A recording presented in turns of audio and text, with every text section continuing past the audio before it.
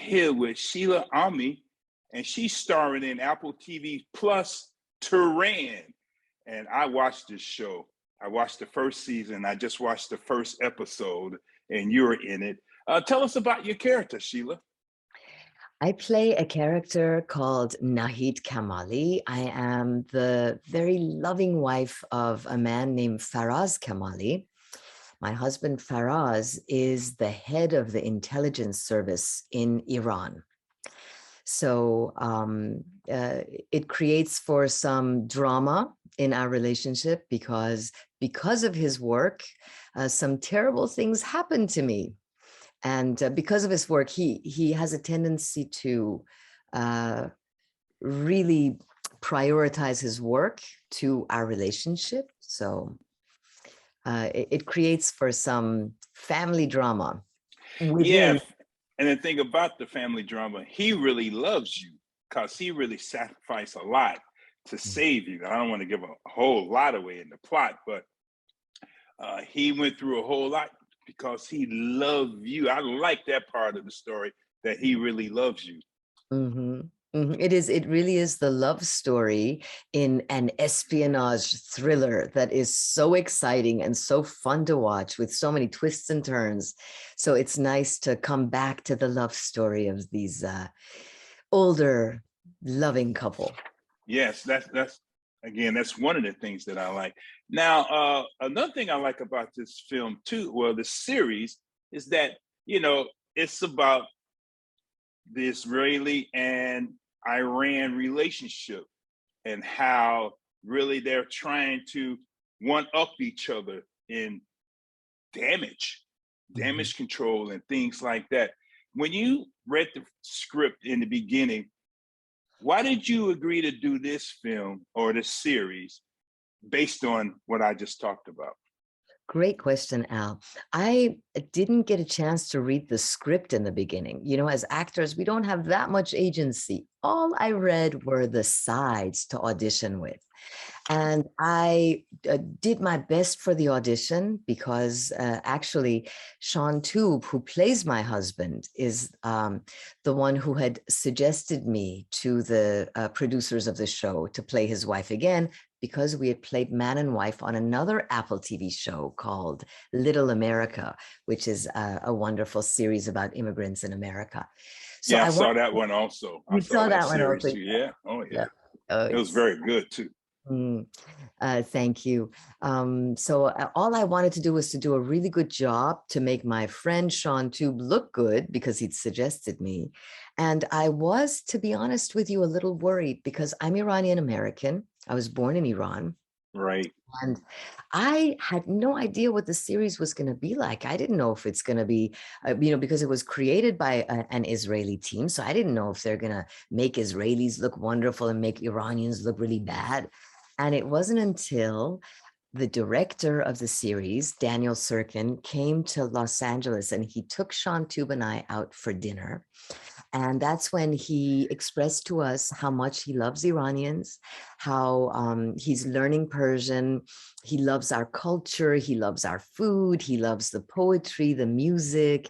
And he said that that the more that he learns about Iranians, the more he wants to make the world appreciate Iranians for who we are, because unfortunately in the West, Iran doesn't have a very good image, because the image that everyone sees on television are of some religious fanatics that are all, practicing some form of Shiite Muslim, and they're fanatics, and everybody's in hijab, and everybody's very dark colors and gray colors. And the fact is that is not the reality of the Iranian people. The Iranian people are gregarious and fun-loving, and they love music and self-expression, and they're incredible artists, very well read. They love the West. They love the US. And they've just been, unfortunately, dealing with this government that controls them with a very heavy hand. Yeah, that's right.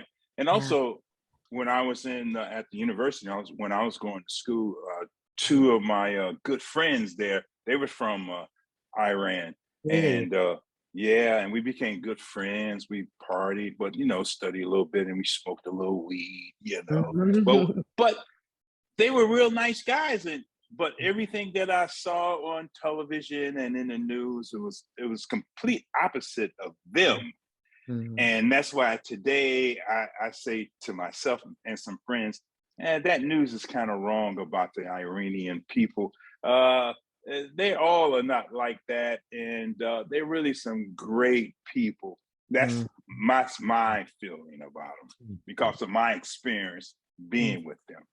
Mhm. So, Thank you for that. And yes, and it's very true. yeah. Uh, Well, let's talk a little bit about you first, Sheila. You came over to the United States and you grew up in Los Angeles and you graduated from UCLA. But I bet a lot of people think, oh, she grew up here and she went to UCLA. She got a degree in acting. No, tell us what your degree is really in. I, I was surprised of it. boy, I got my degree in biological anthropology. And the reason was because for a while I was thinking to go to medical school to make my dad happy. And when I graduated UCLA with my degree, a Bachelor of Science, I my father passed away that year. And so I no longer had to please him. But another thing that happened was a producer of an Iranian theater company came and they hired me to be their leading actor. And so I started for the past 20 years, I've been doing this. I've been very heavily involved in Persian theater. So what this means is we create plays in Farsi, in the Persian language, and we tour the globe. We go everywhere except Iran. Um, and we perform plays for Iranians in exile. Hmm. Um, and they're plays they're all original plays. They are all comedies because Iranians love to laugh. And Yeah. yeah, but I do tell you, Al, I sometimes felt jealous of people who went to college and they were able to study acting and study theater. So when I finished touring with the first play I did, I went to an acting school, the Ruskin School of Acting. Mm. I wanted to do it right. And then when I graduated the Ruskin School of Acting, for the past 20 years, I've also been taking acting classes. So I've been through a lot of acting schools. Yeah, I know. And you know, I read in your biology, you also took some acting from Sir Anthony Hopkins. That's How was right. that experience? Oh my goodness, he was so incredible. So one day, one of the students at the Ruskin School of Acting knew him. I think she was his accountant or something, but she was studying acting. And he came to our class and he fell in love with our class. I know why, because we were really good kids. And also the thing about the Ruskin School of Acting, John Ruskin is a Buddhist. So it was very important to him that all the students, first and foremost, learn to become good human beings and be good people. So I think the students that stayed in school and, you know, to finish out the 2.5-year term were students who wanted to be good human beings and bodhisattvas. And so I have a feeling Hopkins sensed that. And he said to us that he wants to come and he wants to teach us acting, his form of acting. I Oh, learned so much just watching him. I mean, I may have done maybe very few scenes, but just sitting there and watching him talk, watching him do a monologue was incredible. From that first moment, before he even said the first line of the monologue, it was like the energy in the room would change. And I would, as an audience member watching him, I'd fall into a trance. He's really such a powerful human being. And he's also someone who, it is a well-known fact, he is sober. So it was very important for him that all of us go to AA and go to Al-Anon to appreciate how difficult it is to have, even if we don't have addictions, or if we do have addictions, to get over it. But if we don't, to appreciate the difficulty in getting over addictions. And he felt that that was really important. Um, Oh, in that's very impressive to know, because I have my master's degree in performing arts and mm, theater, and you would have been envious of me if you saw I, me on I campus. already am, Al. I already am envious. But I can understand where Sir Anthony Hopkins was coming from, because when I read the biography or talk to some actors who had some success, they said, well, the biggest conflict I had with my success was me, by being a drunk, a drug addict, and things like that. And I understand when he came from, because he probably saw a lot of that from some of his co-workers or co-actors that he was around throughout his lifetime. So did Mm. you pick up on that also? Yeah, and I think that actors are, not only because of the fact that actors are artists, and as you know, artists have sensitivity. The artists are just more sensitive than accountants, let's say. But actors, it is the only form of art that you have to cultivate your sensitivity. So it's like you're already a sensitive person being an artist, and you have to cultivate that sensitivity so that you could fall into different emotions and experience different emotions and fall in and out of emotions seamlessly. And that kind of sensitivity is very conducive to addiction, I Yeah, think. yeah, I, I know myself, um, I have an addictive personality, which is why I have to be really careful. I have to be really careful, yeah. you know? Yeah, I know what you're talking about. Exactly. Now let's get back to Tehran. Now, here in the second season, now, was it difficult for you to understand your character, what your character had to go through for the second season? Or did your character have to submit to much more abuse in the series uh, for season two? So for season 2, here's the thing. We finished filming season 1 before the pandemic. And then we had over a year where the writers were coming up with what's going to happen in season 2. And it was during that year that the writers decided that Nahid's character, they decided to start season 2 a few months later and not show how Nahid gets home, but to have Nahid deal with some deep psychological trauma from Mm-hmm. what happened to her at the end of season 1. So I started season 2 having to dive into PTSD, severe PTSD, and agoraphobia. So I had to do some significant amount of research to be able to do that well.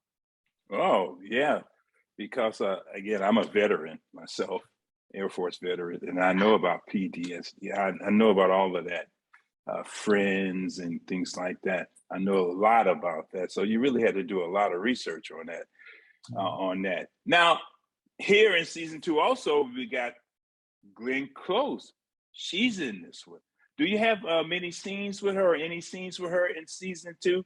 Because I just saw season one. I mean, the first episode of season two. Oh Lord, okay, good. Yes, I have some wonderful scenes with Glenn Close. I have actually most of my scenes are with Glenn Close. And I have I wouldn't say half of them are with Glenn Close, half are with my husband.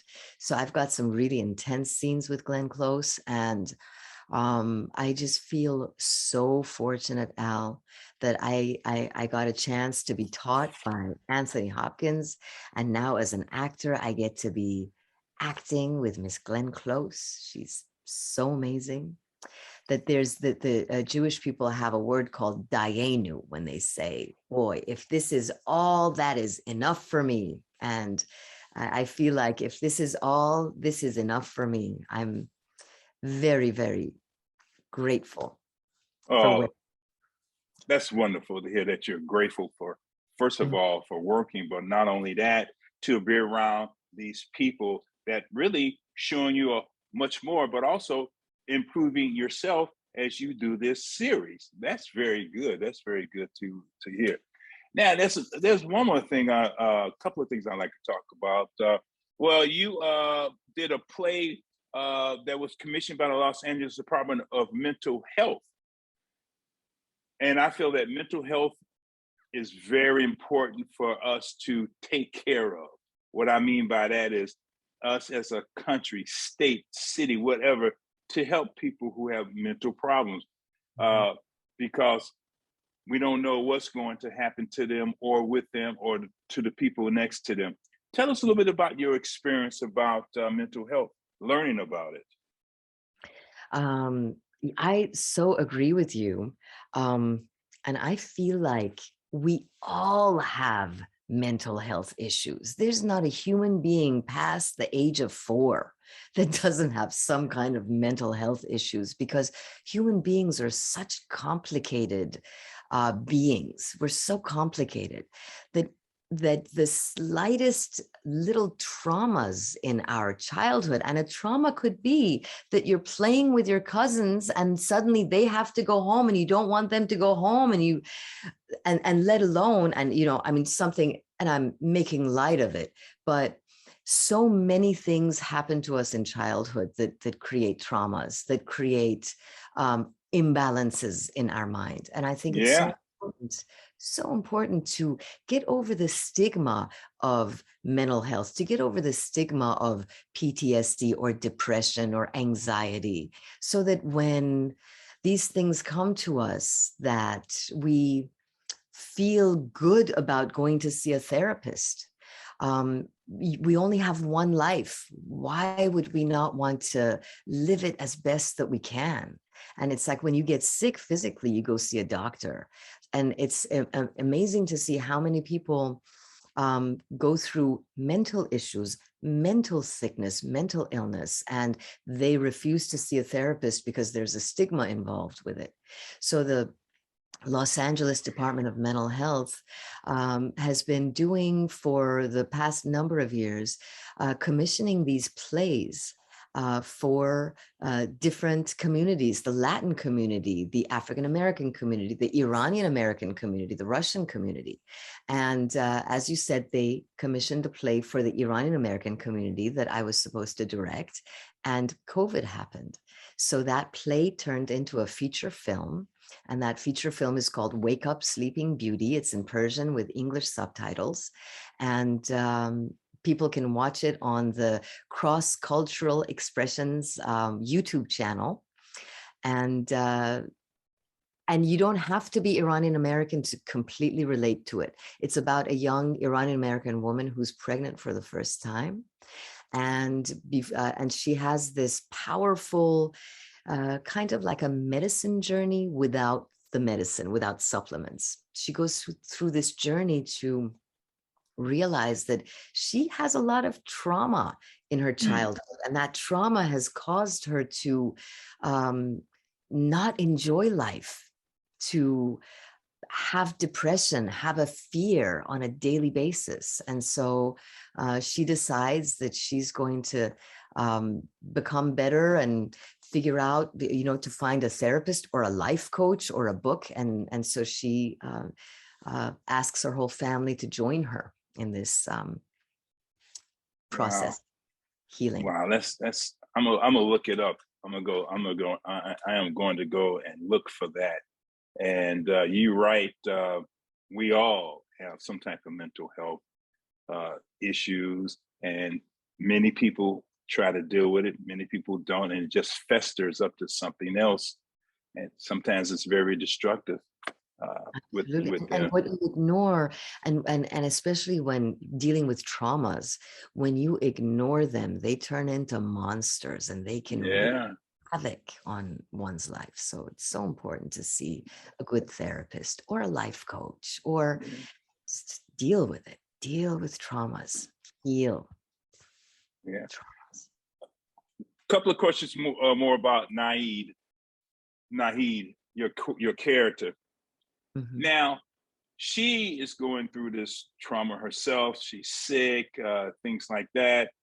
And do you feel that, well, when they wrote your character here and you already finished season 2, do you feel they really knew her? You mean the writers? The writers, yes, the writers. It's so interesting. What a great question you ask, because Daniel Sirkin, who's the director of all the episodes, he's also in the writing room. So he's also part of the creation of it. And one day he came up to me and he said, you know what, you know Nahid more than anyone because you're the actor of this character. And I told him, I said, no, I said, Danny, I feel like you know Nahid more than anyone, because Nahid is very much an imagined character. She's a very fictional character because she's a woman who is in love with and married to the head of the intelligence service in Iran. These types of people, I've never met such a person. And then she also happens to be someone who is educated in the West. So she speaks English fluently. She speaks French fluently. My experience from what little I know of such characters is that they, I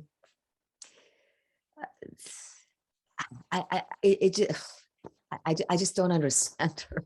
I don't understand her. And I feel like these writers, they created the character and she is a wonderful character, but she's fictional. She's fictional. Right, right. Yeah, I understand where you're coming from about that. No. But to me, she's real. Oh, of course. And to me, she's real. And of course, she's real in the series.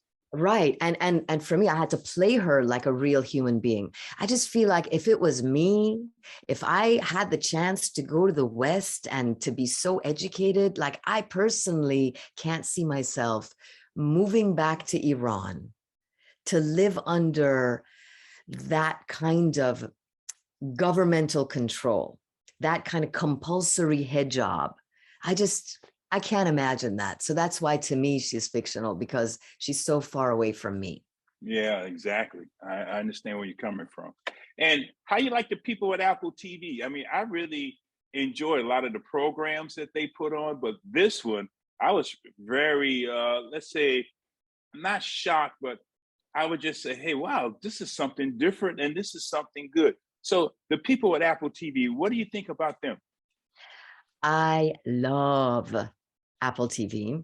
First of all, this the Tehran, it takes a village, right? So Tehran has these incredible writers and producers like Danny Sirkin, I mentioned, Donna Eden, the producer, Shula Spiegel, Moshe Zonder, Omri Shenhar, Alana Rania, Julian Leroux, all of them. But there's also a whole team at Apple TV that has to do with the story, and so it's a whole team of people that make this story so fun to watch, and all the characters so nuanced and interesting. But something that I really love about Apple TV, and it goes back to also the other TV series, The Little America, that they produced. That right. What I feel like Apple TV is doing is I really feel like they are doing their part in making the world better by creating programs that bring people of color and people of different nationalities.